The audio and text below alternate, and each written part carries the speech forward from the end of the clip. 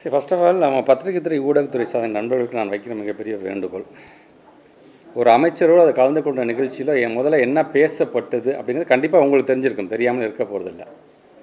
ஒரு பத்திரிகை துறை ஊடகத்துறையை சார்ந்து அதில் வருகின்ற செய்திகள், குறிப்பாக ஒரு பத்திரிகை செய்தியாக ஒன்று வருது அப்படின்னா அந்த செய்தி எவ்வளோ நம்பகத்தன்மையாக இருக்க வேண்டும்.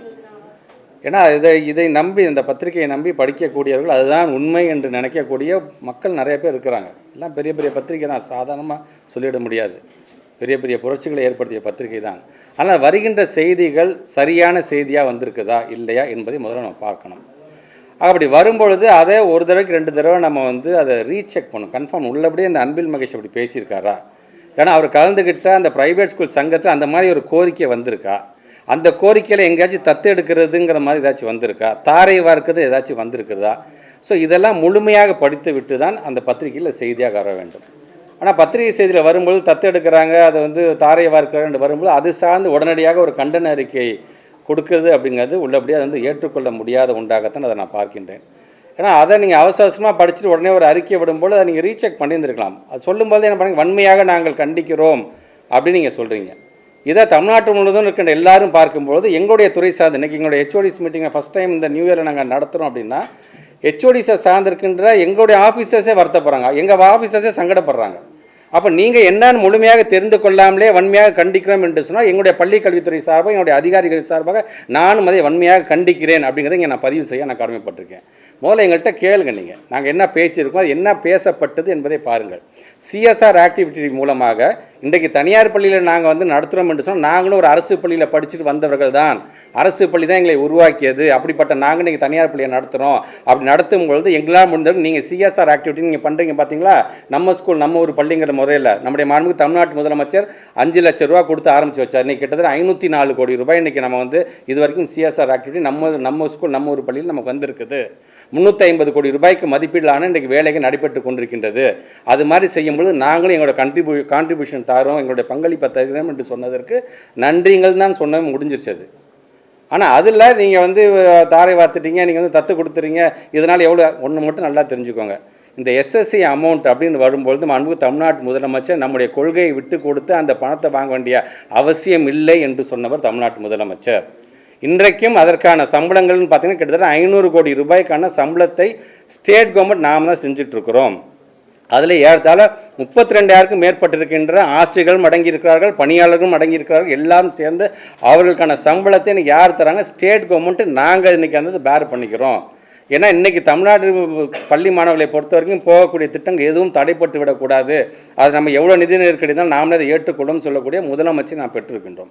ஆக இது இப்படி இருக்கும் பொழுது இதை தவறுதலாக புரிந்து கொண்டு, இத்தனைக்கும் நான் இந்த அறிக்கையை கொடுத்தவர்கிட்ட நேற்று மாலையே நான் தொலைபேசியில் தொடர்பு கொண்டு அதுக்கான விளக்கத்தை சொன்னோம். ஐயோ அப்படியே அதை தவறாக புரிஞ்சுக்கிட்டோம், நாங்கள் அது உடனடியாக அதுக்கு நீங்கள் பதில் கொடுத்துட்டீங்கன்னா அது நல்லா இருக்கும்னு சொல்லும்போது உடனடியாக சங்கத்துக்காரங்கள், சார் இது உங்கள் சம்மந்தப்பட்டது சார், எங்களுடைய நிகழ்ச்சியில் கலந்து கொண்டனால உங்களுக்கு இந்த சங்கடம் வந்திருக்கு, நாங்களே இதை விளக்கத்தை கொடுக்குறோம், தயவுசெய்து எங்களுடைய நல்ல எண்ணத்தை கொச்சப்படுத்தாதுன்னு அவங்களே கொடுத்துட்டாங்க.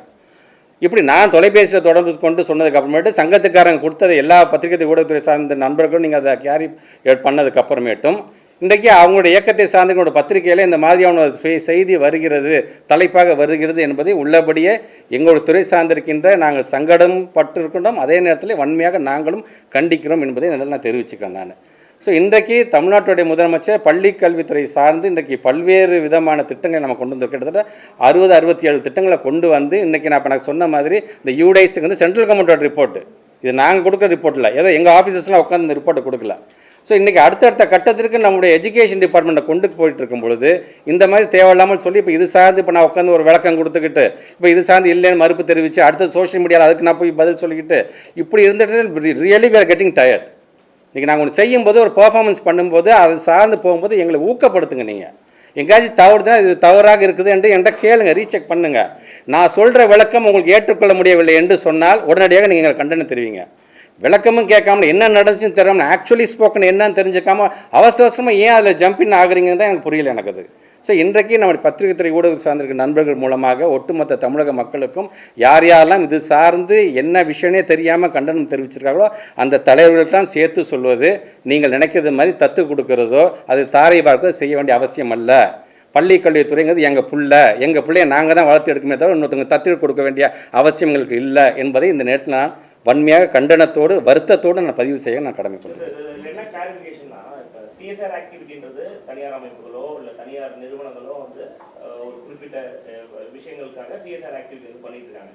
இப்போ நீங்கள் சொன்னது மாதிரி தான், இப்போ நம்ம பள்ளின்னு சொல்லி கவர்மெண்ட்டே வந்து நடத்தும் பொழுது அந்த சிஎஸ்ஆர் ஆக்டிவிட்டியை வந்து தனியார் பள்ளிகள் வந்து டைரெக்டாக கவர்மெண்ட் பள்ளிகளை வந்து எடுத்து அவங்க சிஎஸ்ஆர் ஆக்டிவிட்டி பண்ணுறதுக்கு கவர்மெண்ட்டே வந்து கொடுக்கலாம் அப்படின்னு சொல்லி நீங்கள் டிமாண்ட் பண்ணலாம்ல. நீங்கள் எங்கள்கிட்டே கொடுங்க, நாங்களே வந்து எங்கள் அரசு பள்ளிகளை வந்து நாங்கள் சிஎஸ்ஆர் பண்ணணும்னு ஆசைப்படுறவங்கள வந்து பார்த்திங்கன்னா பல வகைகள் உண்டு.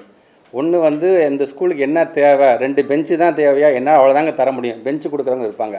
கைண்ட் எனஃபா இந்த பள்ளிக்கூடத்துக்கு நான் வந்து நேரம் இருக்கும்போது நான் வந்து பாடம் நடத்துகிறேன், நான் சில விழிப்புணர்வுகளை நான் கொண்டு வரேன் அப்படின்னு படிச்சுட்டு போனால் அலுமினைஸ் வந்து கொடுக்கறது இருக்கிறார்கள். அது இல்லை நான் பொதுவாக நான் கொடுத்துறேன், இந்த பணத்தை எதுக்கு வேணால் நீங்கள் பயன்படுத்திக்கணும் என்று 3 விதமானது தான் சிஎஸ்ஆர் ஆக்டிவிட்டி இருக்குது. அது சார்ந்து இருக்கும்பொழுது தான் அவங்க நான் படித்த பள்ளிக்கூடத்துக்கு தரேன், இல்லைனா என் சமுதாயத்தில் இருக்கின்ற பள்ளிக்கூடத்துக்கு தரேன் என்று அவர்களே வரும் பொழுது அப்படி சொன்னாலும் அவர்கள் அதற்கும் அவங்க தயாராக தான் இருக்காங்க. 500 பள்ளிக்கூடம் இல்லை 1000 பள்ளிக்கூடம் நாங்கள் பறந்ததுக்கு தயாராக இருக்கிறோம்ட்டு தான் சொல்லியிருக்காங்களே தவிர இதன் சார்ந்து ஏதோ அவங்ககிட்ட நாங்கள் ஒப்படைச்சிட்டோம், ஒட்டுமொத்தமாக ஸ்கூல் டிபார்ட்மெண்ட்டை ஒப்படைச்சிட்டோங்கிற மாதிரியான செய்திகள் வரை தயவுசெய்து தவிர்க்க வேண்டும் என்று நான் கேட்டுக்கொள்கிறேன். தனியார் பள்ளிகள் வந்து ஒரு குறிப்பிட்ட சதவீதத்துக்கு வந்து மாணவர்களுக்கு கொடுக்கணும். அந்த பணத்தையே வந்து அரசுக்கு வந்து கேட்கக்கூடிய தனியார் பள்ளிகள் இந்த மாதிரியான அரசு பள்ளிகளை வந்து தத்தெடுத்து பண்றது ஒரு முரண் இருக்குல்ல. ஏன்னா அந்த அதே கூட்டத்தில் அவங்க தீர்மானம் நிறைவேற்றிருக்காங்க, ஆர்டிக்கு அரசு வந்து எங்களுக்கு பணம் கொடுக்கணும் அப்படின்னு. இந்த மாதிரியான முரண் இருக்குல்ல.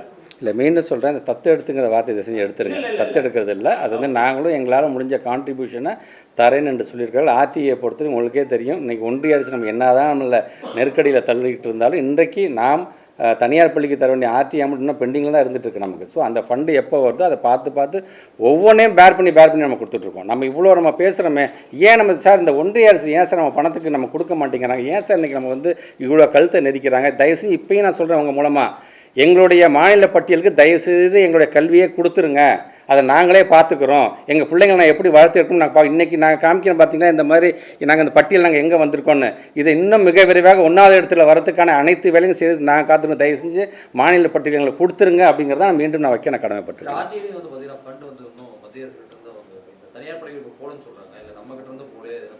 இல்லை அதான் இப்போ திருப்பி அவங்க எஸ்எஸ்சியில் வந்து எஸ்எஸ்சினால எவ்வளோ இம்பேக்ட் இருக்குது, எவ்வளோ ப்ராஜெக்ட் நமக்கு வந்து அடி வாங்குது. உதாரணத்துக்கு இப்போ நம்ம வந்து அனௌன்ஸ்மெண்ட் கொடுத்துருக்கோம் லாஸ்ட் இயர், சென்சரி பார்க் நம்ம வந்து கொடுக்க போகிறோம், ரோபோட்டிக்ஸ் நம்ம கொடுக்க போகிறோம் நம்ம சொல்லியிருந்தோம். நம்ம இதெல்லாம் எதை பேஸ் பண்ணால் 60:40 ரேஷியோ எஸ்எஸ்சி அமௌண்ட் வரும். இப்போ அதெல்லாம் வராத பட்சத்தில் இன்றைக்கி அந்த ப்ராஜெக்டோடைய அந்த குவான்டிட்டிஸ் கொண்டு போகிறதெல்லாம் பார்த்திங்கன்னா நம்பர்ஸ் வந்து இப்போ கம்மி பண்ண வேண்டிய சூழ்நிலை இருக்குது. பட் இருந்தாலும் இன்னமும் அந்த பிடிவாதத்தோடு அந்த ஒன்றிய அரசு நீ வந்து இந்த கொள்கையை ஏற்றுக்கணும், அந்த கொள்கையை ஏற்றுக்கணும், இது பண்ணாதான் நான் பணம் தருவேன் அப்படின்னு சொல்கிறது இது வந்து ஒரு பிளாக்மெயிலாக தான் நான் பார்க்குறேன், ஒரு மிரட்டலாகத்தான் நான் பார்க்குறேன்.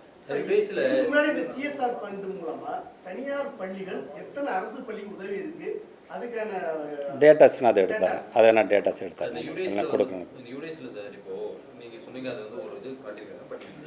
டாய்லெட்ஸை பற்றி அது ஒரு புள்ளிவர்கள் சொல்லியிருக்காங்க சார். கிட்டத்தட்ட வந்து பார்த்தீங்கன்னா கேர்ள்ஸ் டாய்லெட் மட்டுமே நாட் இன் ஃபங்க்ஷன் வந்து 1199 டாய்லெட்ஸ் வந்து ஃபங்க்ஷனலாக இருக்குது. ஆல்மோஸ்ட் 90% மேலே இருந்தாலும் நான் ஃபங்க்ஷனலாக ஒரு டாய்லெட்ஸ் இருக்குன்றது அதில் சொல்லியிருக்காங்க. அதே பாய்ஸ் டாய்லெட்டும் 1128 டாய்லெட் வந்து நான் ஃபங்க்ஷனலாக அவங்க சொல்லியிருக்காங்க. இப்போ இந்த டிஸ்கஷனில் எங்களோட HODs discussion one of the பாயிண்ட்டை நம்ம டிஸ்கஸ் பண்ணும்போது நீங்கள் சொன்ன மாதிரி அந்த பாயிண்ட்ஸ்லாம் நாங்கள் வந்து பார்த்தோம். நாங்கள் அதில் எங்கெங்கெல்லாம் வந்து இந்த அன்டைடு காம்பனண்ட்டாக ஏதோ விதத்தில் இந்த இப்போ நான் பள்ளிக்கூடத்துக்குன்னு அந்த சிஎஸ்ஆர் கட்டி தரேங்க, நீங்கள் எதுக்கு என்ன பயன்படுத்திங்கன்னு சொல்கிறாங்க பார்த்தீங்களா, அதை எங்கெங்கெல்லாம் நீங்கள் இப்போ நீங்கள் கேட்ட பார்த்தீங்களா, இப்போ எந்தெங்கெல்லாம் டாய்லெட்ஸ் இருக்குன்னு அதுக்கு அந்த ஃபண்டை நீங்கள் வந்து ட்ரான்ஸ்ஃபர் பண்ணுங்கள். ஏன்னா பெண்கள் பிள்ளைங்க படிக்கிற இடத்துக்கு வந்து நம்ம கண்டிப்பாக டாய்லெட் ஃபெசிலிட்டிஸ் வந்து ரொம்ப அவசியம், அதுக்கு முக்கியத்துவம் கொடுங்கன்னு சொல்லியிருக்கோம். அதுவும் நம்முடைய சுதன் சாராக தான் பார்க்குறது, இமீடியட்டாக அதுக்கான வேலையும் அது செய்வாங்க. இப்போ நீங்கள் இன்றைக்கி சொல்கிற இந்த கணக்கு வருங்காலத்தில் இன்னும் கொஞ்சம் கொஞ்சமாக குறையும் என்று தான் நான் கருதுகிறேன். அகைன்ஸ்டாக இருக்கும் அப்படின்றது பல முறை வந்து நம்ம பதிவு பண்ணியிருக்கோம். இப்போ இந்த எஸ்எஸ்சியை பொறுத்த வரைக்கும் அவங்க நேஷனல் எஜுகேஷன் பாலிசியை வந்து அக்செப்ட் பண்ணால் தான் அவங்க ரிலீஸ் பண்ணுவோம் அப்படின்ட்டாங்க. ஸோ நம்ம இதை எப்படி ஹேண்டில் பண்ண போகிறோம்? ஏன்னா நம்மளுக்கு பணம் வரணும், நீங்கள் சொல்கிற மாதிரி வந்து ஆசிரியர்களுக்கு சம்பளம் கொடுக்குறது, இந்த மாதிரியான விஷயங்கள்லாம் வந்து நம்ம ஹேண்டில் பண்ணுறோம். இதை எப்படி நம்ம டீல் பண்ணுறோம்? கொள்கை ரீதியாக நம்மளுடைய கொள்கையில் நம்ம ஸ்ட்ராங்காக இருக்கோம், அதில் எந்த விதத்துலையும் நம்ம வந்து அதை விட்டு கொடுப்பதாக இல்லை. அதே நேரத்தில் பணம்னு வரும்பொழுது நம்முடைய கல்வி சார்ந்து நமக்கு என்னென்னது எங்கேயுமே தடைப்படாமல் அதை வந்து ஸ்டேட் கவர்மெண்ட்டை பேர் பண்ணிக்கலாங்கிற முடிவில் தான் நம்முடைய மாண்புக்கு தமிழ்நாட்டு முதலமைச்சர் அவர்கள் இருந்து கொண்டிருக்கின்றார்கள். இன்னமும் பார்த்தீங்கன்னா ஒன்றிய அரசுலேருந்து எங்களுடைய ஆஃபீஸஸ் மூலமாக ஏன்னா இன்னும் அமைதியாக இருக்குங்க, ஏன் வந்து கேட்க மாட்டேங்க, ஏன் வர மாட்டேங்க, கையெழுத்து போட்டால் தான் என்ன, மற்ற ஸ்டேட்லாம் கையெழுத்து போடுது அப்படிங்கிற ஒரு அழுத்தத்தை மறைமுகமாக இன்னும் அவங்க கொடுத்துக்கிட்டு தான் இருக்கிறார்கள். பட் இது வரைக்கும் நாம் அதுக்கு வந்து அடிப்பணிய வேண்டிய அவசியம் இல்லை. எதாக இருந்தால் ஸ்டேட் கவர்மெண்ட் நம்மளே பார்த்துக்கலாம். நம்ம பிள்ளைங்களுக்கு என்ன தேவைங்கிறது அது நமக்கு தான் தெரியும். அவங்கள காட்டிலும் எங்களோட முடிவில் தான் நம்ம இருக்கின்றோம். ஏற்கனவே நம்ம வந்து இந்த ஒரு வருஷத்துக்கு வந்து 6000 பேருக்கான எக்ஸாம்ஸ் எழுதி முடிச்சிருக்காங்க. உங்களுக்கே தெரியும். அதில் பிடிஏ பொறுத்த வரைக்கும் 3192 பேருக்கு நாங்கள் அப்பாயின்மெண்ட் ஆர்டர் கொடுக்க போகிற நேரத்தில் இன்றைக்கி வந்து ஒரு வழக்கு போட்டு அது நிற்கிறாங்க. அதில் கிட்டத்தட்ட 6 மாதம் ஆகிடுச்சு. ஏன்னா உங்களுக்கே தெரியும், மாண்புமிகு பொருந்திய நீதிமன்றம் அது எப்போ நம்பரிங் பண்ணுறாங்களோ அது பண்ணும்போது அதை ஃபைட் பண்ணுறதுக்கு நாங்களும் தயாராக இருக்கிறோம். இது சார்ந்த வழக்குகள், சில வழக்குகள் இங்கே ஹைகோர்ட்டில் இருக்குது, சில வழக்குகள் சுப்ரீம் கோர்ட்டில் இருக்குது. சுப்ரீம் கோர்ட்டுக்கும் பார்த்திங்கன்னா நம்பரிங் பண்ணுறதுக்கே அவங்க வந்து விடமாட்டுறாங்க போதே நமக்கு வருத்தமாக. அட்லீஸ்ட் ஒன்ஸ் அதை நம்பர் பண்ணிட்டா கூட நம்ம ஆளுங்க வந்து நம்மளுடைய அட்வொகேட் ஜெனரல்ஸ் வந்து அதை பேசி அதுக்கான ஒரு நல்ல ஒரு தீர்வை கொடுத்துருவாங்க. இதற்கு உங்களை மாதிரி தான் நாங்களும் மாண்புமிகு பொருந்திய நீதிமன்றத்துக்கு தீர்ப்புக்காக நான் காத்து கொண்டிருக்கேன்.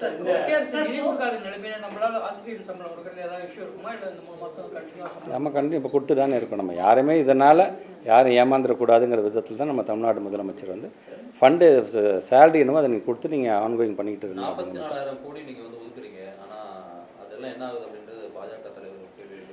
இல்லை அது இப்போ ஒரு தேசிய கட்சியோட மாநில தலைவர் அப்படின்னு சொல்கிறாரு. ஃபர்ஸ்ட் ஆஃப் ஆல் ஒரு இஷ்யூ வருது, ஒரு பதிவு போட போகிறீங்க அப்படின்னா நீங்கள் உங்களுடைய கட்சி சார்ந்த நீங்கள் ஒரு 4 பேரை வச்சுக்கிட்டு இப்படி ஒன்று வந்திருக்கே நம்ம ட்வீட் போடலாமா, அதை அசஸ் பண்ணிங்களா, அது ஏதாச்சும் உண்மைத்தன்மை இருக்கா, சென்சிபிளாக இருக்குமா? ஏன்னா நான் தேசிய கட்சியோட மாநில தலைவர், நான் ட்வீட் போட்டேன்னா அது ஒட்டுமொத்தமாக பார்ப்பாங்க. அது தப்பாக இருந்துச்சுன்னா நாளைக்கு என்ன தான் கிண்டல் அடிப்பாங்கன்னாச்சு அதை அட்லீஸ்ட் புரிஞ்சிருக்கணும். அவர் இப்போ இந்த 44,000 கோடி என்னாச்சுன்னு கேட்குறாருல, வெயிட் பண்ணுங்கன்னா 2 to 3 months வந்து மானிய கோரிக்கை வரும். மானிய கோரிக்கைகள் அடுக்கடுக்கான என்னென்ன நாங்கள் செஞ்சுருக்கோம் அப்படிங்கிறத நான் சொல்கிறேன். நான் ஆனால் இன்றைக்கி ஒரு கடந்த கால ஆட்சி 2011 2021 நகராமல் இருந்த ஒரு பள்ளிக்கல்வித்துறை நின்று போன வண்டியை எல்லாரும் சேர்ந்து துறையை சார்ந்திருக்கின்றவர்களும் சரி, பத்திரிகை ஊடகத்தை சார்ந்திருக்க நீங்கள் தருகின்ற ஊக்கத்தின் சார்பாகவும் இன்றைக்கி அந்த வண்டியை நாங்கள் தள்ளிக்கிட்டு இருக்கிறோம். நாங்கள் அந்த வண்டியை தள்ளாமல் பின்னாடியே நின்றுட்டு இந்த பழைய படத்தில் வர மாதிரி தள்ளு தள்ளு தள்ளு தள்ளு அப்படின்னு சொல்கிறது வந்து எந்த ஒரு பிரயோஜனமும் கிடையாது. அந்த வேலையை தான் அவங்க செஞ்சுட்டாங்க. வெறும் வார்த்தையில் விளையாடக்கூடாது.